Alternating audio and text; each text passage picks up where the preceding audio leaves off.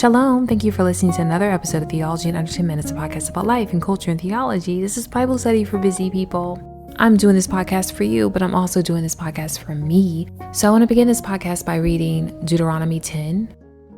Deuteronomy 10:12 says, "And now, Israel, what does the Lord your God demand of you? Only this, to revere the Lord your God, to walk only in his paths, to love him, and to serve the Lord your God with all your heart and soul." And then I want to read Psalm 2:11, which says, "Serve the Lord with fear and celebrate his rule with trembling." And also Ecclesiastes 8:12, it says, "Although a wicked person who commits 100 crimes may live a long time, I know that it will go better with those who fear God, who are reverent before him." So I saw this post online about rainbows in this group that I'm in. Someone posted something that said, I don't remember the words verbatim, but I'm just going to kind of recall what I remember. It says that the rainbow is a reminder that God places in the sky to not destroy the earth by flood. And every time I see a rainbow, I wonder what caused God such sorrow that he needed the reminder that he would never destroy the earth again. And I was discussing this with my husband. I was like, you could look at this two ways. You could see it as the bow is there. Therefore, we felt God looks at the earth, he sees it, he sees war, he sees child abuse, he sees something incredibly heinous. And it's like, I'm just going to wipe them all out. Or you could think that God looks at the earth and he sees someone helping a person in their time of need, or a person risking their life to save someone, or some other incredible act of love. And he places the bow in the sky as a reminder of his love for us.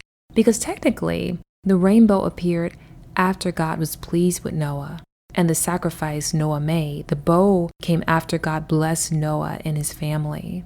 But how you view the rainbow also depends on how you view God. And what I mean by that is that whether you see God from a place of fear or a place of love. So I was watching this, I think it was a TikTok video. I don't remember, but it was really funny and cute, kind of. I was watching this video, and there was this country mama, and by country, I mean I'm country too, but she was real legit country. And she was asking her kids why they had done something wrong, and the kids were frightened. They knew that they were going to get in trouble, and they were holding their hands together, kind of begging for mercy, praying. And I mean, these kids, I don't know what they had done. I don't remember what they had done, but they were just like, "Lord, please help us, because my mom is going to really punish me here." And this is the kind of fear that I have of God. He's my father. I don't want to do anything to upset him or disappoint him or hurt him. And I'm careful with my actions because I also don't want to get in trouble. This is why if I'm in a situation where I want to slap someone, they will likely not get slapped, because I don't want to be in my prayer closet later trying to explain myself. But I do know that even if that does happen, God still loves me and Jesus is my advocate. So what does the Bible mean when it says to fear God? It's often referring to a reverential fear. In Judaism, there's considered what is the lesser or lower fear of God and the higher and holy fear of God. The lower and the lesser fear is that you're afraid of God's punishments, you're afraid of consequences. And then there's a higher fear, which is the holy fear. And this fear is not a fear of consequences. Instead, it's a reverence and an awe of God's greatness and his majesty. It's just being in complete awe of who he is and wanting to honor God simply because of who he is. And the reason that latter fear is called a holy fear is because that fear is really just love. Because when you have a revelation of God's love for you, any distorted fear you have of God goes away. There is this really beautiful song. I think it's David Crowder. Maybe I'm saying the name wrong, but it's called "Oh How He Loves Us." The chorus is, "He loves us, oh how he loves us." And it's such a beautiful song. Please go find that song. Go listen to that song. Yes, God loves us so much. When you understand God's love for you, that understanding of his love, that understanding that perfect love, it drives out fear. So I want to read Philippians 2:12. It says, "Wherefore, my beloved, as ye have always obeyed, not as in my presence only, but now much more in my absence, work out your salvation with fear and trembling." And then I want to read Ephesians 6:5. It says, "Servants, be obedient to them that are your masters according to the flesh, with fear and trembling, and singleness of your heart as unto Christ. So in both Philippians and Ephesians, we hear the same thing about having a reverence, a respect for the Lord and also for the people that you work for.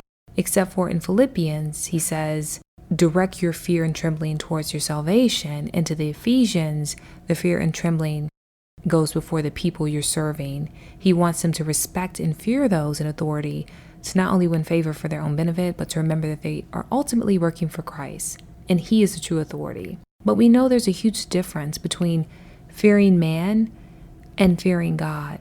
God is big, people are small. God is big, people are small. When we fear God and reverence him and worship him, our fear of people, it shrinks smaller and smaller, gets smaller and smaller. When we have a revelation of God's love for us, all of that fear, that's not holy fear, it dissipates. So 1 John 4:18, it says, there is no fear in love. Perfect love drives out fear, because fear has to do with punishment. The one who fears is not made perfect in love. But I love the New Living Translation of this verse. It says, such love has no fear, because perfect love expels all fear. If we are afraid, it is for fear of punishment, and this shows that we have not fully experienced his perfect love. So that is my prayer for you and myself, that we would have a revelation, a continual revelation of God's love for us, and be overcome by a holy fear of God, which is the beginning of wisdom. God bless you. Thank you for listening to this podcast. If this podcast is helping you, subscribe. Share with someone you think might be helped by this message. Thank you for listening. Have a great week. I love you all. Shalom.